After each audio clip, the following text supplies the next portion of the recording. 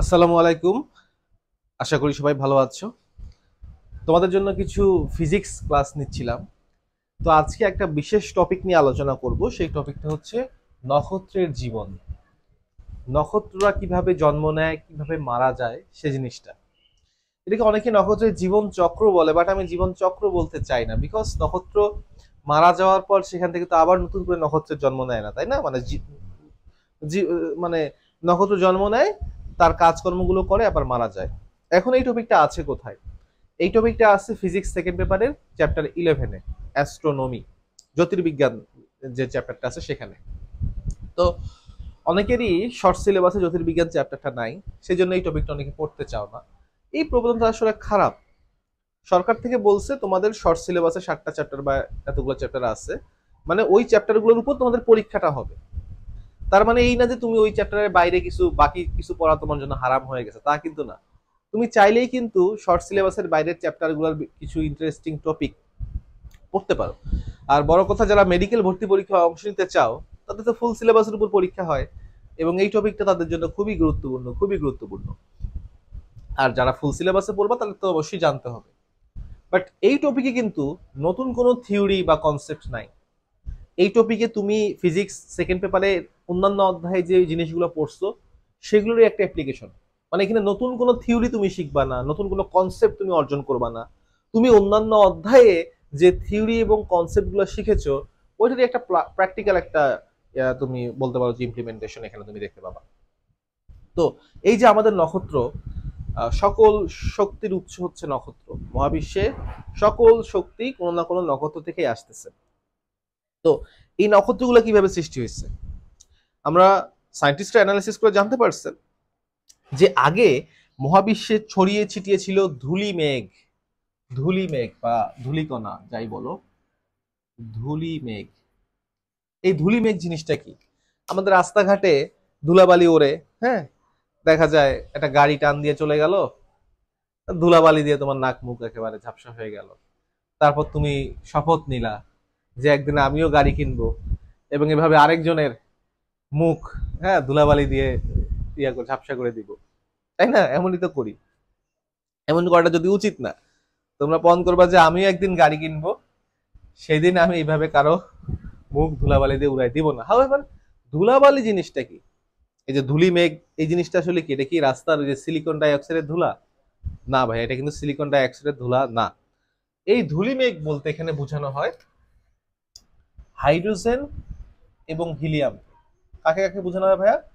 Hydrogen এবং হিলিয়ামকে। মহাবিশ্বে electron, proton, neutron গুলা কোনো মতে একটা একটার সাথে জোড়া লেগে অণু ফর্ম করে ফেলছে, হাইড্রোজেন অণু এবং হিলিয়াম অণু। তো এই ধূলি মেঘে দেখা যায় 75% থাকে হচ্ছে হাইড্রোজেন, আর 24% থাকে হচ্ছে হিলিয়াম। ঠিক আছে? মানে আমরা অনেকটা বলতে পারি 3:1 রেশিওতে। এটা কিন্তু একবার পরীক্ষা আসছিল যে ধূলি মেঘে হাইড্রোজেন এবং হিলিয়ামের রেশিও কত ছিল, দেখো 3:1। 75%ই হাইড্রোজেন ছিল, 24% হিলিয়াম ছিল। তাহলে দেখো, মহাবিশ্বে এই যে হাইড্রোজেন এবং হিলিয়ামের যে অণুগুলা, এগুলোকে আমরা ধূলিমেঘ বলতেছি, এবং এগুলো ছড়িয়ে ছিটিয়ে ছিল। হ্যাঁ, ছড়িয়ে ছিটিয়ে এদের অবস্থান করতেছিল ধূলিমেঘ গুলা। এখন দেখো, আমি একটা কথা তোমাদের বলছি, যে অধ্যায় নতুন কোনো পড়াই নাই এই টপিকে, জাস্ট আগে পড়ে আসা টপিকগুলারই প্র্যাকটিক্যাল ইমপ্লিমেন্টেশন। তো তোমাকে আমাকে বলো, এই যে ধূলি মেঘের মধ্যে হাইড্রোজেন এবং হিলিয়াম আছে, এরা তো অণু, তাই না? অণু বা পরমাণু। এখন এরা কিন্তু ভাইয়া একে অপরকে আকর্ষণ করতেছে, করতেছে কিনা? এরা কিন্তু অবশ্যই একে অপরকে আকর্ষণ করতেছে। আমরা জানি মহাবিশ্বের প্রতিটি বস্তু কণা একে অপরকে আকর্ষণ করে, আমাদের বলেছেন নিউটন। হ্যাঁ, যে কোনো পার্টিকেল অন্য একটা পার্টিকেলকে আকর্ষণ করতেছে। তার মানে এই যে হাইড্রোজেন এবং হিলিয়ামের যে অণুগুলো আছে, এরাও একটা একটাকে আকর্ষণ করতেছে। অর্থাৎ মনে করো, এইখানে যে অণুটা আছে, সে অণুটা কিন্তু এই পাশের অণুটাকে আকর্ষণ করতেছে। সবাই কিন্তু একে অপরকে আকর্ষণ করতেছে। এখন এভাবে যদি তারা একে অপরকে আকর্ষণ করে, কি হবে? একটা পর্যায়ে তারা আরো কাছে আসবে, তাই না? আকর্ষণ করলে একটা পর্যায়ে তারা আরো কাছে আসবে। তাহলে আরো কাছে আসলো, তারা দেখো এখন দূরে ছড়াই ছিটায় আছে, অনেক দূরে দূরে আছে। এবার তারা ঘনীভূত হলো, ঘনীভূত ধূলিমেঘ। হ্যাঁ, তারা দেখো ঘনীভূত হলো, অর্থাৎ তারা আরো কাছে চলে আসলো। অনেক কাছে চলে আসছে তারা আগের চেয়ে। দেখো তাদের যে এরিয়া সেটা কিন্তু কনডেন্সড হয়ে গেছে, ঘনীভূত হয়ে গেছে। আগে ছড়ায় ছিটে ছিল, এখন ঘনীভূত হয়ে গেছে। ঠিক আছে, তাহলে এই যে ধূলি মেঘের অণুগুলা আকর্ষণ করতেছে, আকর্ষণ। হ্যাঁ, আকর্ষণ মানে হচ্ছে আমরা বলতে পারি এটা কোন ফোর্সে আকর্ষণ করতেছে, গ্র্যাভিটেশনাল ফোর্সে, তাই না? জি বলতে পারি আমরা, জি, গ্র্যাভিটি। এদের মধ্যে গ্র্যাভিটি আছে, তাই এরা একে অপরকে আকর্ষণ করতেছে, এবং আকর্ষণ করতে করতে এরা ঘনীভূত হয়ে আরো কাছে আসছে। এই যে এরা কাছে আসলো ভাইয়া, এই ফেজটাকে বলা হয় নেবুলা। কি বলে? নেবুলা। তাহলে প্রথমে ছিল ধূলিমেঘ, ধূলিমেঘ থেকে এখন তারা হয়ে গেছে কি নেবুলা। নেবুলাতে ওদের অণুগুলা আরো কাছে আসছে। হ্যাঁ, আরো কাছে আসছে ওরা। কাছে আসছে কোন ফোর্সে ভাইয়া? গ্র্যাভিটেশনাল ফোর্সে। তাহলে এখানে কিন্তু গ্র্যাভিটি কাজ করতেছে। এনে কি কাজ করতেছে ভাইয়া? স্টিল এখানেও নেবুলার মধ্যেও গ্র্যাভিটি কাজ করতেছে, গ্র্যাভিটি। ওকে, এখন কাছে আসার গল্প আমরা পড়ছি না, ক্লোজ আপ কাছে আসার গল্প, কাছে আসো, কাছে আসো না। তো এই যে নেবুলার মধ্যে যে অণুগুলা আছে, তারা কাছে আসছে, তারা আরো কাছে আসতে চায়, আরো কাছে আসতে চায়। কাছে আসো, কাছে আসো, কাছে আসো না। তারা একসময় আরো কাছে আসতে চায়। কাছে আসতে আসতে আসতে বলো দেখি ভাই কি হয়? এত কাছে তারা আসে, একটা ব্যাপারটা বোঝার চেষ্টা করো, যে এত কাছে তারা আসে। আমরা জানি রাসায়নিক বিক্রিয়া হয় কার মধ্যে ভাইয়া? অণুগুলার মধ্যে। হ্যাঁ, যেমন দেখো হাইড্রোজেন আর অক্সিজেন যদি রাসায়নিক বিক্রিয়া করে কি হবে? পানি তৈরি হবে। বাট মনে করো হাইড্রোজেন আর অক্সিজেন এত কাছে আসতে চাচ্ছে, তারা রাসায়নিক বিক্রিয়া করবে না, মানে অণু অণু যোগ করবে না, তারা একেবারে পরমাণু যোগ করে ফেলবে। সেক্ষেত্রে কিন্তু এখানে ফরমেশন হবে, তোমরা দেখবা নাইট্রোজেন, সরি নাইট্রোজেন না, ফ্লোরিন। ফ্লোরিন মানে বুঝছো তো, অক্সিজেনের পারমাণবিক সংখ্যা হচ্ছে 8, হাইড্রোজেনের 1, 8 আর 1 হয়ে যাবে 9, মানে ফ্লোরিন হয়ে যাবে। মানে এত কাছে তারা আসছে। এখানে পরমাণুগুলোর মধ্যে রিয়াকশন হয়েছে, যেটা আমরা বলি হয় নিউক্লিয়ার রিয়াকশন, নিউক্লিয়ার ফিউশন। তাহলে দেখো এই যে গ্র্যাভিটির প্রভাবে তারা কাছে আসতে আসতে এত কাছে আসবে যে তারা রাসায়নিক বিক্রিয়া করবে না, তারা নিউক্লিয়ার ফিউশন বিক্রিয়ার দিকে যাবে। অর্থাৎ হাইড্রোজেন এবং অক্সিজেন যুক্ত হয়ে পানি তৈরি হতে পারতো, বাট তার চেয়েও তারা কাছে আসবে, অত্যন্ত কাছে চলে আসবে, ক্লোজ আপ কাছে আসার গল্প। তারা একেবারে ফ্লোরিনে কনভার্ট হবে। তাই দেখো এখানে কি হবে? গ্র্যাভিটেশনাল পুলিং এটাকে বলা হয়। গ্র্যাভিটেশনাল পুলিং এ অণুগুলো কাছে আসতে আসতে এক পর্যায়ে তাদের মধ্যে ফিউশন শুরু হয়ে যাবে। একটা পয়েন্ট আছে, সেই পয়েন্টে তাদের মধ্যে ফিউশন, মনে করো এই পয়েন্টে ফিউশন শুরু হবে, তাদের মধ্যে ফিউশন শুরু হয়ে যাবে এই পয়েন্টে। যেই পয়েন্টেই তাদের মধ্যে ফিউশন শুরু হবে, দেখো অনেক কাছে আসছে তারা।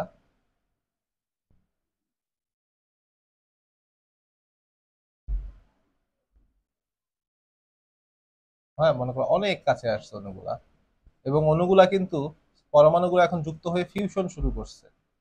যেই পয়েন্টেই তাদের মধ্যে ফিউশন শুরু হবে, সেই পয়েন্টেই তারা শক্তি বিকিরণ করবে, তাই না ভাইয়া? কারণ আমরা জানি ফিউশন প্রসেসে কিন্তু শক্তি বিকিরিত হয়। যেমন দেখো একটা হাইড্রোজেন যখন আরেকটা হাইড্রোজেনের সাথে যুক্ত হবে, তখন সেখানে তৈরি হয় হিলিয়াম, এবং প্রচুর শক্তি সেখানে নির্গত হয়। হ্যাঁ, এটাকে বলা হয় নিউক্লিয়ার ফিশন রিয়েকশন। তার মানে দেখো এই যে হাইড্রোজেন এবং হাইড্রোজেনের অণুগুলা কাছে আসতে আসতে একটা একটার সাথে একেবারে ফিউশন হয়ে যাবে, এবং ফিউশন হলেই ওরা শক্তি বিকিরণ শুরু করবে, আলো বিকিরণ শুরু করবে। যখনই নেবুলাটা আলো বিকিরণ শুরু করবে, তখনই তাকে বলা হবে নক্ষত্র বা স্টার। বুঝতে পারছি আমরা? যখনই নেবুলাটা আলো বিকিরণ শুরু করবে, তখনই তাকে বলা হবে নক্ষত্র বা স্টার। কারণ এখানে ফিউশন শুরু হয়েছে, এবং ফিউশনের মাধ্যমে সে অনেক শক্তি বিকিরণ করবে। হুম, একটু ফিউশন নিয়ে আলাপচারিতা করে আসি। ফিউশন কিভাবে হয় দেখো, এখানে হবেটা কি? হাইড্রোজেন আর হাইড্রোজেন রিয়েক্ট করে হিলিয়াম ফর্ম করবে। হ্যাঁ, হিলিয়াম আর হিলিয়াম নিউক্লিয়ার ফিউশনের মাধ্যমে তিনটা হিলিয়াম একসাথে যুক্ত হলে সেখানে কার্বন তৈরি হবে। হ্যাঁ, আচ্ছা আমি একটু অন্যভাবে দেখাই। হাইড্রোজেন আর হাইড্রোজেন থেকে হিলিয়াম, আবার 3টা হিলিয়াম মিলে কি হবে বলো দেখি ভাইয়া? 1 1 2, হ্যাঁ, 2 2 2 হচ্ছে 6 মানে হচ্ছে কার্বন। কার্বন আবার হাইড্রোজেনের সাথে যুক্ত হয়ে তৈরি করবে হচ্ছে নাইট্রোজেন। হ্যাঁ, নাইট্রোজেন আবার হাইড্রোজেনের সাথে যুক্ত হয়ে তৈরি করবে অক্সিজেন। এইভাবে যে ধারাটা আছে এটা সামনের দিকে আগাতে থাকবে। শুরু হয়েছে দেখো, হিলিয়াম ফর্ম হয়েছিল প্রথমে 2, 2 এর পরে 6, 7, 8, এভাবে আস্তে আস্তে পারমাণবিক সংখ্যা বৃদ্ধি পেতে থাকবে। তো তোমাদের মধ্যে যারা বুদ্ধিমান আছো তারা একটু বলো দেখি ভাইয়া, যে এইভাবে পারমাণবিক সংখ্যা বৃদ্ধি পেতে পেতে দেখো প্রথমে 1 ছিল, 1 থেকে 2, 6, 7, 8, এভাবে হাইয়েস্ট কত পর্যন্ত এটা ইনক্রিজ করবে, কত পর্যন্ত রিচ করবে এটা বলতে পারো? যে পারমাণবিক সংখ্যা বাড়তে বাড়তে হাইয়েস্ট কত হবে?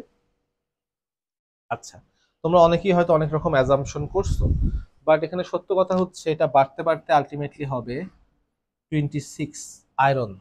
আয়রনের চেয়ে বেশি এখানে হতে পারবে না, হাইয়েস্ট আয়রন পর্যন্ত যাবে।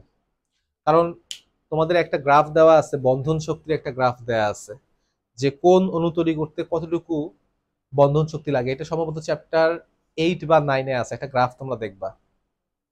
মানে আমরা যে বন্ধনগুলো তৈরি করি, মানে অণু তৈরি করি, কোন অণু তৈরি করতে কি পরিমাণ শক্তি দরকার, এটা একটা গ্রাফ আছে বইয়ের মধ্যে দেওয়া। সেই গ্রাফে দেখবা যে আয়রন অণু তৈরি করতে সবচেয়ে বেশি পরিমাণ শক্তি দরকার। হ্যাঁ, গ্রাফটা হচ্ছে এরকম অনেকটা, আমি একটু দেখাই তোমাদের, ব্যাপারটা একটু দেখাই দিই। এরকম একটা গ্রাফ আছে অনেকটা, হ্যাঁ এরকম একটা গ্রাফ আর কি, আমার এক্সাক্ট হচ্ছে না। তো এই গ্রাফে সবচেয়ে বেশি শক্তি লাগে হচ্ছে 26 নম্বরে। হ্যাঁ, 26 নম্বরে, 26 নম্বর অণুর জন্য সবচেয়ে বেশি পরিমাণে শক্তি লাগে। ঠিক আছে, 26-এর এদিকে গেলেও শক্তির পরিমাণ কমে, এদিকে আসলেও শক্তির পরিমাণ কমে। তো ঘটনা ঘটতেছে, তুমি যতক্ষণ 26 পর্যন্ত তৈরি করবা ততক্ষণ পর্যন্ত তোমার শক্তি উৎপাদন হবে, শক্তি উৎপাদন হবে সেখানে। 26-এর পরে যদি যেতে চাও সেক্ষেত্রে তোমার শক্তি শোষণ হবে। কি হবে? শক্তি শোষণ হবে। তাহলে দেখো, এখানে নক্ষত্রের পক্ষে কাউকে শক্তি শোষণ করানো সম্ভব না, নক্ষত্র শক্তি উৎপাদন করবে। নক্ষত্রের উদ্দেশ্য কি ভাই? শক্তি উৎপাদন করা। তো সে হচ্ছে 1 থেকে 26 পর্যন্ত যখন যাচ্ছে, হ্যাঁ, আয়রন পর্যন্ত যাচ্ছে, সে শক্তি উৎপাদন করতে পারবে। বাট 26 পার করে সামনে যেতে হলে তাকে শক্তি শোষণ হয়ে যাবে নক্ষত্র থেকে। তো নক্ষত্র কখনোই শক্তি শোষণ হয়ে যাবে তার কাছ থেকে, ব্যাপারটা অ্যাফোর্ড করতে পারে না। যার ফলে আমাদের এই যে ফিউশন বিক্রিয়া, এটা 26 পর্যন্ত গিয়ে থেমে যায়, 26-এর সামনে যাবে না। তাহলে পরীক্ষায় প্রশ্ন আসতে পারে, নিচের কোন জিনিসটি নক্ষত্রে অনুপস্থিত? সেটা হবে কি 26-এর পরে যে অণুগুলো আছে সেগুলো। মনে করো দিল অপশনে ক্রোমিয়াম, আয়রন, হ্যাঁ, তারপর দিল হচ্ছে তোমাকে জিঙ্ক, তারপর দিল হচ্ছে অক্সিজেন। এর এর মধ্যে কোনটা নক্ষত্রে অনুপস্থিত? দেখো, ক্রোমিয়াম হচ্ছে 24, আয়রন হচ্ছে 26, জিঙ্ক হচ্ছে 30, আর অক্সিজেন হচ্ছে 8। তাহলে দেখো, আমরা পড়ে আসছি যে যাদের পারমাণবিক ভর 57-56 চেয়ে বেশি, বা এবং পারমাণবিক সংখ্যা 26-এর চেয়ে বেশি, তারা কিন্তু নক্ষত্রে তৈরি হতে পারে না। তার মানে দেখো, জিঙ্ক নক্ষত্রে কখনো পাওয়া যাবে না। নক্ষত্রে কপার, ক্রোমিয়াম পাওয়া যাবে, আয়রন পাওয়া যাবে, অক্সিজেন পাওয়া যাবে, বাট জিঙ্ককে কখনো নক্ষত্রে পাওয়া যাবে না, বিকজ জিঙ্কের পারমাণবিক সংখ্যা 26-এর চেয়ে বেশি। জিঙ্ক তৈরি করতে হলে শক্তি শোষণ হয়ে যাবে। হাউএভার, তাহলে নক্ষত্রের মধ্যে দেখো প্রথমে হাইড্রোজেন থাকে, হাইড্রোজেন থেকে হিলিয়াম তৈরি হয়, হিলিয়াম থেকে কার্বন, কার্বন থেকে নাইট্রোজেন, নাইট্রোজেন থেকে অক্সিজেন, আয়রন। অর্থাৎ নক্ষত্রে তুমি হাইড্রোজেন থেকে আয়রন পর্যন্ত বিভিন্ন মলিকুল পাবা। সবচেয়ে বেশি পাবা হাইড্রোজেন, সবচেয়ে কম পাবা আয়রন। বুঝো নেই? যত উপরের দিকে যাবে তত কম পাবা। এই হচ্ছে নক্ষত্রের ব্যাপার। হাউএভার, এই যে নক্ষত্রের মধ্যে কি হবে, এইরকম নিউক্লিয়ার ফিউশন বিক্রিয়ার মাধ্যমে, সরি আমি কি ফিউশন লিখছিলাম তো তখন নাকি? নিউক্লিয়ার ফিউশন বিক্রিয়া, কিন্তু ফিউশন, ফিউশন মানে দুইটা গলে এক হওয়া। নিউক্লিয়ার ফিউশন বিক্রিয়ার মাধ্যমে নক্ষত্রে শক্তি উৎপাদন হবে। এখন দেখো, এক পর্যায়ে কি হবে, এখানে কিন্তু গ্র্যাভিটি কাজ করতেছে। কি লিখলাম? গ্র্যাভিটি। এখানে কিন্তু গ্র্যাভিটি আছে, পাশাপাশি ফিউশন শুরু হয়ে গেছে। হ্যাঁ, গ্র্যাভিটেশনাল ফোর্স আবার ফিউশনাল ফোর্স দুটাই কিন্তু এখানে আছে। বাট এখানে গ্র্যাভিটি ফিউশনের চেয়ে বেশি শক্তিশালী, বিকজ গ্র্যাভিটি অনেক আগে থেকেই আছে, অনেক শক্তিশালী। ফিউশন তো জাস্ট কেবল স্টার্ট হইলো। গ্র্যাভিটি শক্তি যদি হয় 10 একক, ফিউশন হয়তো এখন 1 একক বা 2 একক, অনেক কম। হ্যাঁ, এবং ফিউশনের মাধ্যমে নক্ষত্রটা শক্তি বিকিরণ করতেছে, আলো বিকিরণ করতেছে। এবার দেখো ফিউশন কি আজীবন চলতে থাকবে? ফিউশন কিন্তু আজীবন চলতে থাকবে না। ফিউশন একটা প্রসেস, এবং এই প্রসেসটা এক পর্যায়ে গিয়ে শেষ হয়ে যাবে। হ্যাঁ, ফিউশনটা এক পর্যায়ে গিয়ে শেষ হয়ে যাবে, তাই তো? এখন দেখো, ফিউশন যদি এক পর্যায়ে গিয়ে শেষ হয়ে যায় তাহলে কি হবে? নক্ষত্রের মধ্যে কিন্তু নক্ষত্রের মধ্যে কিন্তু তোমার এখন নক্ষত্রের মধ্যে কিন্তু এখন কি হচ্ছে? ফিউশন চলতেছে, ফিউশনের মাধ্যমে সে শক্তি বিকিরণ করতেছে। তো একটা পর্যায়ে গিয়ে কি হবে খেয়াল করো, এই যে ফিউশনের যে ফোর্সটা আছে, এই ফিউশনের ফোর্সটা গ্র্যাভিটির ফোর্সের চেয়ে বেশি হয়ে যাবে। ব্যাপারটা বোঝার চেষ্টা করো, মানে দিন দিন তো ফিউশন বাড়তেছে, ফিউশন বাড়তে বাড়তে কি হবে একটা পর্যায়ে গিয়ে, দেখো এই যে গ্র্যাভিটির চেয়ে ফিউশনটা অধিক শক্তিশালী হবে। দেখো শুরুর দিকে শুধুমাত্র গ্র্যাভিটি ছিল, হ্যাঁ গ্র্যাভিটি ছিল, এই পর্যায়ে এসে ফিউশন শুরু হয়েছে। একটা পর্যায়ে গিয়ে কি হবে, মনে করো গ্র্যাভিটির শক্তি এখানে 10, এখানে গ্র্যাভিটি 10, ফিউশন হচ্ছে 2। একটা পর্যায়ে গিয়ে দেখা যাবে যে না, ফিউশন দিনে দিনে বাড়তেছে, গ্র্যাভিটি আগের মতো 10ই আছে, বাট ফিউশন বেড়ে হয়ে গেছে 12। মানে ফিউশন গ্র্যাভিটিকে সারপাস করে গেছে, পার করে গেছে। হ্যাঁ, মানে ফিউশনটা দিন দিন বাড়তেছে না, ফিউশন এখানে শুরু হইলো, হওয়ার পর ফিউশনটা আস্তে আস্তে শক্তিশালী হইতে হইতে গ্র্যাভিটির চেয়েও বেশি শক্তিশালী হয়ে গেছে। এখন দেখো, গ্র্যাভিটি চায় নক্ষত্রটা সংকুচিত থাকুক, কারণ গ্র্যাভিটেশনাল পুলিং সবাইকে কাছে টেনে আনে। বাট ফিউশনের মাধ্যমে শক্তি উৎপাদন হয়, যখনই শক্তি উৎপাদন হয় ওইখানে যে অনুপরমাণুগুলো আছে তারা ছড়িয়ে পড়তে চায়। আমরা জানি না শক্তি উৎপাদন হলে কি হবে, গতিশীলতা বাড়বে। তাহলে দেখো, যেহেতু ফিউশনের মাধ্যমে প্রচুর পরিমাণ শক্তি উৎপাদন হচ্ছে, এই শক্তিগুলো শোষণ করে নক্ষত্রের মধ্যে যে অনুপরমাণুগুলো আছে তারা গতিশীল হবে, গতিশীল হয়ে তারা ছড়িয়ে পড়ার চেষ্টা করবে। তারা কি হওয়ার চেষ্টা করবে ভাইয়া? ছড়িয়ে পড়ার চেষ্টা করবে। অর্থাৎ দেখো, এই যে নক্ষত্রটা আগে এতটুকু জায়গার মধ্যে ছিল,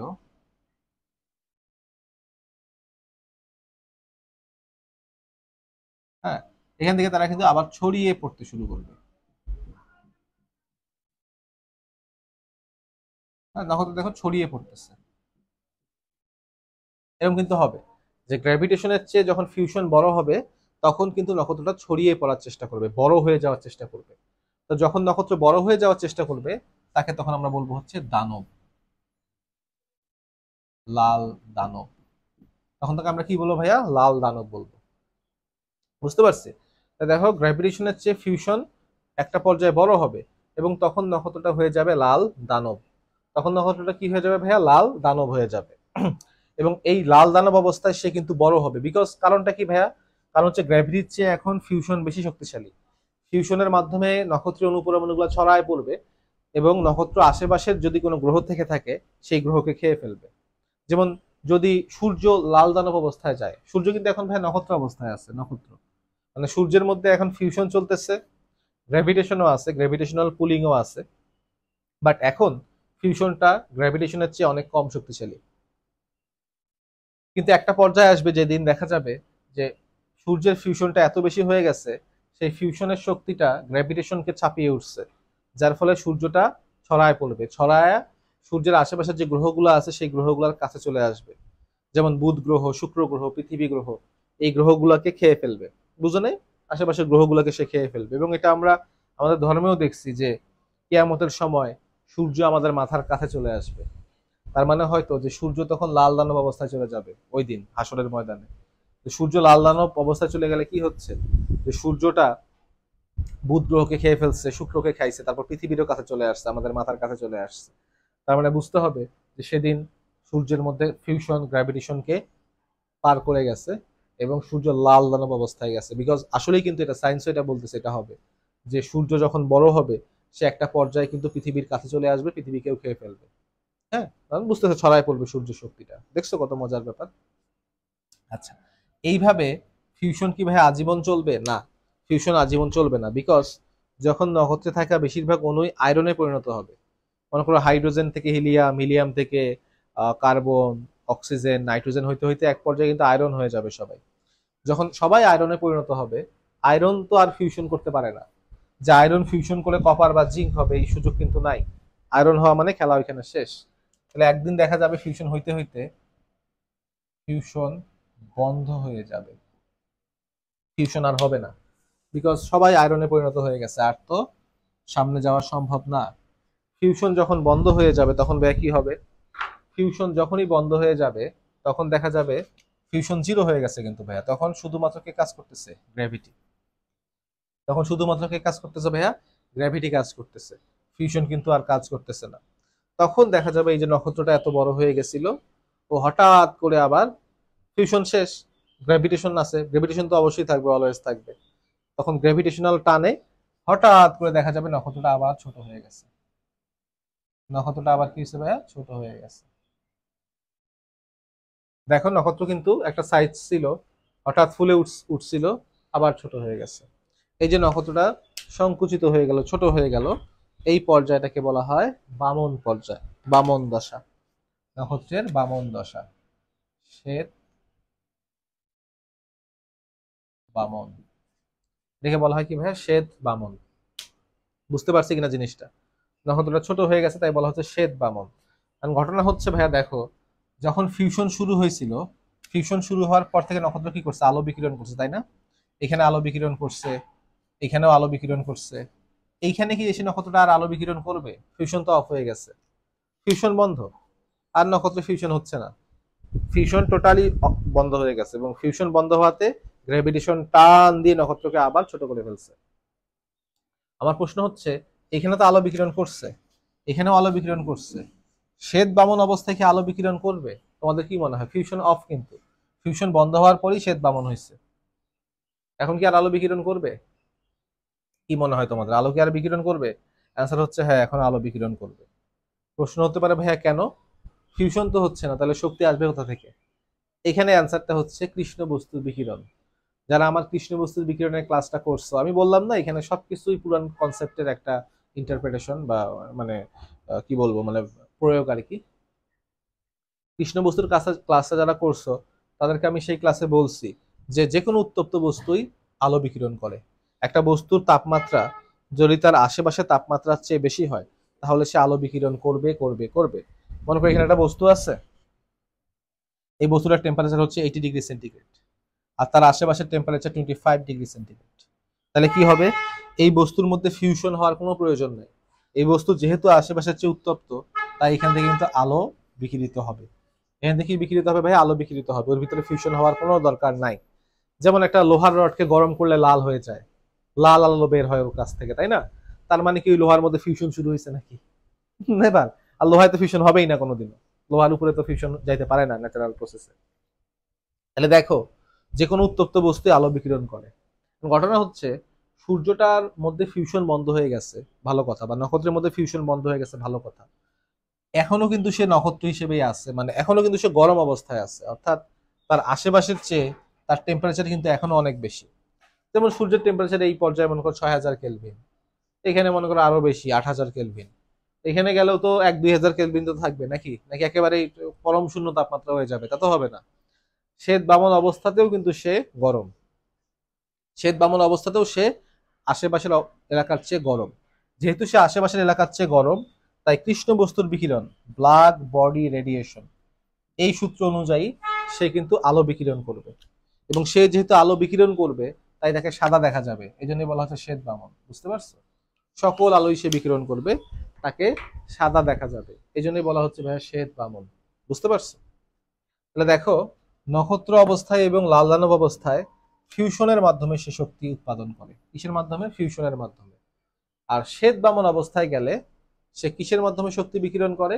সে ব্ল্যাক বডি রেডিয়েশন, যেহেতু সে উত্তপ্ত বস্তু, গরম বস্তু, তাই সে শক্তিটা বিকিরণ করে এবং সেই অবস্থা থেকে সাদা দেখা যায়। এখন একটা পর্যায়ে গিয়ে কি হবে? ব্ল্যাক বডি যদি শক্তি বিকিরণ করে, একদিন কিন্তু আস্তে আস্তে কি হচ্ছে, তার টেম্পারেচার আস্তে আস্তে কমতে থাকবে। একটা বস্তু, হ্যাঁ, যদি সে শক্তি বিকিরণ করে তার তাপমাত্রা আস্তে আস্তে কমবে, কমতে কমতে একটা পর্যায়ে গিয়ে দেখা যাবে যে তার তাপমাত্রা আশেপাশের তাপমাত্রা প্রায় সমান হয়ে গেছে, মনে করো 30 ডিগ্রি হয়ে গেছে, তাই না? যেটা গরম বস্তু, সে কি আজীবন গরম থাকে নাকি? সে শক্তি আলো বিকিরণ করতে করতে একটা পর্যায়ে শীতল হয়ে যায়।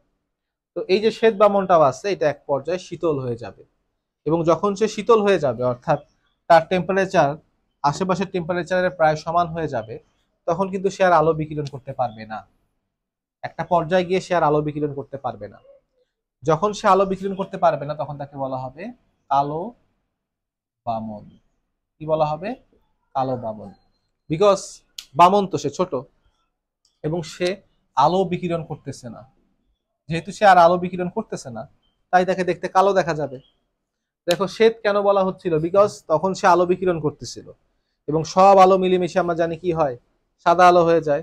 ওকে, বাট সাদা আলো বিকিরণ করতে করতে এক পর্যায়ে তার সকল শক্তি শেষ হয়ে যাবে, তখন সে আর আলো বিকিরণ করতে পারবে না। তখন সে আর আলো বিকিরণ করতে পারবে না। আর যে কোনো আলো বিকিরণ করে না তাকে তো কালো রঙের দেখা যাবে, তাই তাকে বলা হচ্ছে কালো বামন। তাহলে সূর্যের মতো যারা নক্ষত্র আছে তাদের জীবনটা কিন্তু এভাবেই চলে, যে প্রথমে ধূলি মেঘ ছিল, ধূলি মেঘগুলো কাছে আস্তে আস্তে নেবুলা তৈরি করছে। হ্যাঁ, নেবুলার মধ্যে অত্যন্ত শক্তিশালী গ্র্যাভিটেশন থাকে, এবং এই গ্র্যাভিটেশনের ফলে এক পর্যায়ে কি হয়, নক্ষত্রের অনুপরমাণুগুলো কাছে আসতে আসতে ফিউশন শুরু হয়ে যায়। ফিউশন শুরু হওয়া মাত্রই তাকে আমরা নক্ষত্র বলবো। ফিউশন হওয়ার আগ পর্যন্ত নেবুলা বা নীহারিকা বলে। ফিউশন শুরু হওয়া মাত্রই নক্ষত্র নাম হবে, এবং নক্ষত্র আলো বিকিরণ করবে। এবং নক্ষত্রে সামান্য পরিমাণ ফিউশন শুরু হয়েছে, গ্র্যাভিটেশন অনেক বেশি শক্তিশালী। একটা পর্যায়ে দেখা যাবে গ্র্যাভিটেশনের মতোই আছে, বাট ফিউশনটা শক্তিশালী হইতে হইতে এত শক্তিশালী হয়েছে যে গ্র্যাভিটেশনের চেয়েও ফিউশন বেশি শক্তিশালী। কারণ গ্র্যাভিটেশন চায় নক্ষত্রকে সংকুচিত করতে, বাট ফিউশন চায় নক্ষত্রকে প্রসারিত করতে। যদি ফিউশন গ্র্যাভিটেশনের চেয়ে শক্তিশালী হয়, তাহলে নক্ষত্র প্রসারিত হবে, এবং প্রসারিত হয়ে বড় হলে সেই নক্ষত্রকে আমরা বলি লাল দানব। হ্যাঁ, এখন ফিউশন চলতে চলতে এক পর্যায়ে গিয়ে কি হবে, ফিউশন চলতে চলতে এক পর্যায়ে গিয়ে সকল অনুপরমাণু আয়রনে মানে লোহায় পরিণত হবে। তখন কিন্তু আর নতুন করে কোনো রকম ফিউশন সম্ভব হবে না, অর্থাৎ ফিউশনটা দেখা একটা পর্যায়ে গিয়ে বন্ধ হয়ে যাবে। ফিউশন বন্ধ হলে তো ওর আলো বিকিরণ করার কথা না, বাট যেহেতু সে বামন অবস্থায় অনেক গরম থাকে, অনেক হট, সে তখনও সে অনেক হট, তাই হট হওয়ার কারণে সে কৃষ্ণ বস্তুর বিকিরণের সূত্র অনুযায়ী আলো বিকিরণ করবে, এবং সব আলো মিলেমিশে তাকে সাদা রঙের দেখা যাবে, তাই এটাকে বলা হচ্ছে শ্বেত বামন। হ্যাঁ, এবং শ্বেত বামনে গ্র্যাভিটি প্রচন্ড শক্তিশালী গ্র্যাভিটি থাকবে, বাট কোনো ফিউশনাল ফোর্স থাকবে না। এবার এই শ্বেত বামনটা আলো বিকিরণ করতে করতে এক পর্যায়ে ঠান্ডা হয়ে যাবে। ঠান্ডা হলে সে আর, তার টেম্পারেচার এবং পরিবেশের টেম্পারেচার সমান, তখন সে আলো বিকিরণ করবে না, তখন তাকে কালো দেখা যাবে, তাই এই স্টেজটাকে বলা হচ্ছে কালো বামন। এটা আমরা বুঝতে পারছি নক্ষত্রের জীবন দশাটা এইভাবে কিন্তু নক্ষত্র চলে। এখন এইখানে এই লাস্ট স্টেজে কিছু কথা আছে শ্বেত বামন আর কালো বামনের ট্রান্সফরমেশনে। আমরা এতটুকু আশা করি সবাই বুঝতে পারছি, বুঝে থাকলে একটু স্ক্রিনশট নিয়ে নাও। নিশ্চয়, আচ্ছা। এবার আমরা একটু শেষের প্রশ্নটা নিয়ে একটু কথা বলি।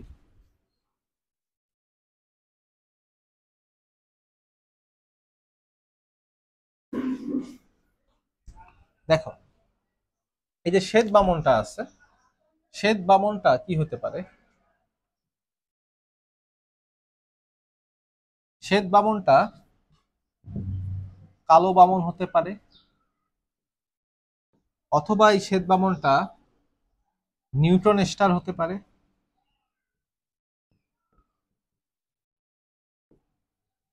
অথবা এই শ্বেত বামনটা কালো গহ্বর বা কৃষ্ণ গহ্বর হতে পারে, ব্ল্যাক হোল হতে পারে। এটা ডিপেন্ড করবে এই শ্বেত বামনের বা নক্ষত্রের ভরের উপর। নক্ষত্রের ভর যদি সূর্যের এরকম হয়, দেখো 1.4, 3.4, দেখো নক্ষত্রের ভর যদি সূর্যের ভর, এমও মানে হচ্ছে মাস অফ সান, যদি সূর্যের ভরের 1.4 গুণের চেয়ে কম হয়, তাহলে নক্ষত্রটা আলটিমেটলি কালো বামন হবে। যদি 1.4 এবং 3.2 এর মাঝামাঝি হয়, তাহলে নিউট্রন স্টার হবে। আর যদি নক্ষত্রটা অনেক বেশি ভারী হয়, সূর্যের ভরের 3 গুণের চেয়েও বেশি হয়, তাহলে নক্ষত্রটা আলটিমেটলি কৃষ্ণ গহ্বর হবে। এই 1.4 কে বলা হয় চন্দ্রশেখর সীমা, মেডিকেল এগুলো আসে চন্দ্রশেখর। আর 3.2 কে বলা হয় ওপেন হেইমার সীমা। ওপেন হেইমারের নামটা তোমরা সবাই জানো।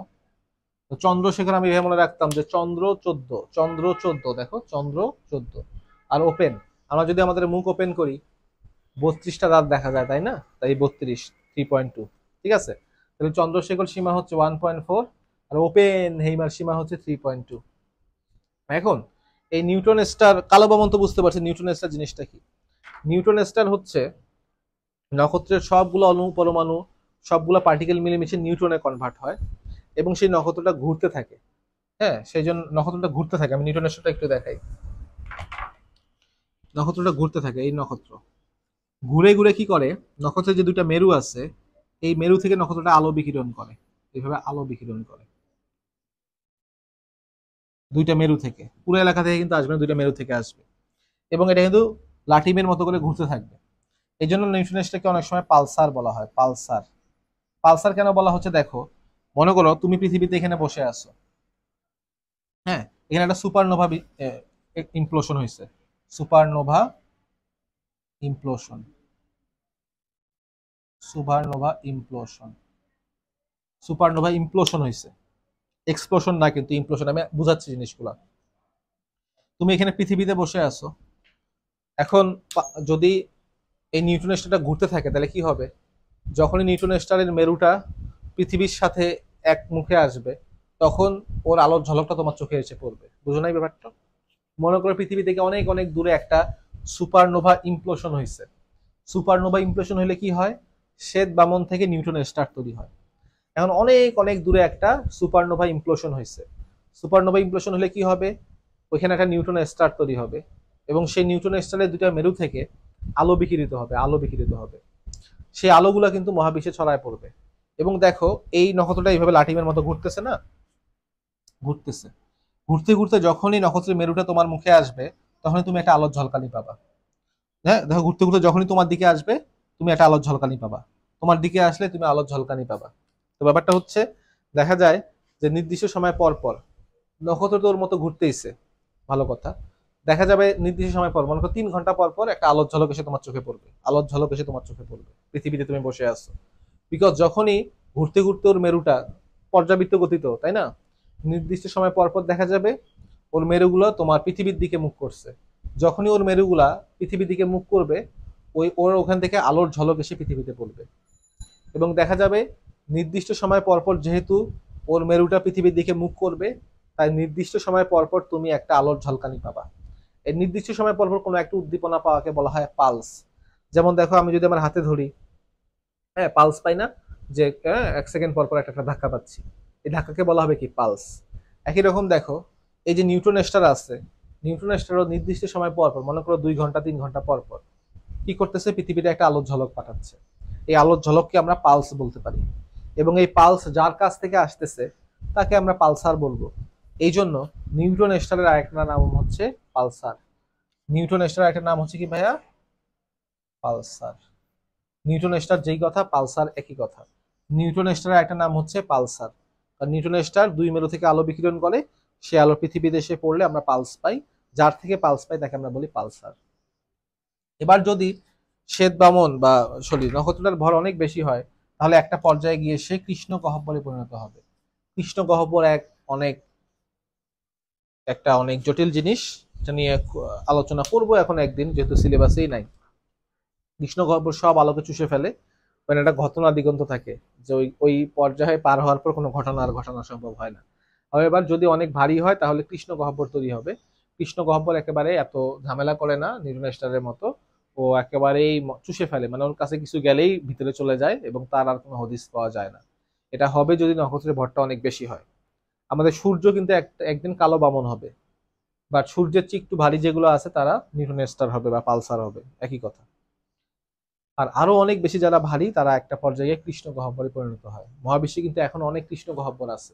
এই কৃষ্ণ গহ্বর গুলো কিন্তু একদিন নক্ষত্র ছিল, নক্ষত্রগুলা মারা গেছে, মারা গেলে তাকে বলা হয় কৃষ্ণ গহ্বর। অনেক ভারী নক্ষত্র মারা গেলে কৃষ্ণ গহ্বর হয়, সে সবাইকে চুষে ফেলে। বুঝতে পারছো? নক্ষত্র জিনিসটা কি, নক্ষত্রর জন্ম কখন হইলো ভাইয়া? আমি বলি যে যখনই ফিউশন শুরু হয়েছে তখনই নক্ষত্রের জন্ম হয়েছে। হ্যাঁ, নক্ষত্রের জন্ম হয়েছে। আর যখনই সে কালো বামন হয়ে গেল, আমি বলবো সে মারা গেছে। বিকজ নক্ষত্র আমরা কাকে বলি, যার থেকে আলো বিকৃত হবে তাকে তো নক্ষত্র বলবো, তাই না? তাহলে যখন ফিউশন শুরু হচ্ছে, তার জীবন শুরু হলো, ফিউশন যখন বন্ধ হয়েছে সে অলমোস্ট মারাই গেছে। বাট আর যেহেতু আলো বিকিরণ করে আরো কিছুদিন ফিউশন শেষ হওয়ার পরও, তাই ওই পর্যায়টাকেও আমরা বলতে পারি সে বেঁচে আছে, আলো বিকিরণ করতেছে। যেদিনই সে কালো বামন হবে আমি বলবো নক্ষত্র মারা গেছে। কালো বামন হওয়া মানে নক্ষত্রের মৃত্যু হওয়া, বা নিউট্রন স্টার হওয়া মানেও নক্ষত্রের মৃত্যু হওয়া, কৃষ্ণ গহ্বর হওয়া মানেও নক্ষত্রের মৃত্যু হওয়া। হ্যাঁ, এই হচ্ছে এখানকার ব্যাপার। এগুলো আরো অনেক ইন্টারেস্টিং আলোচনা করা যায়।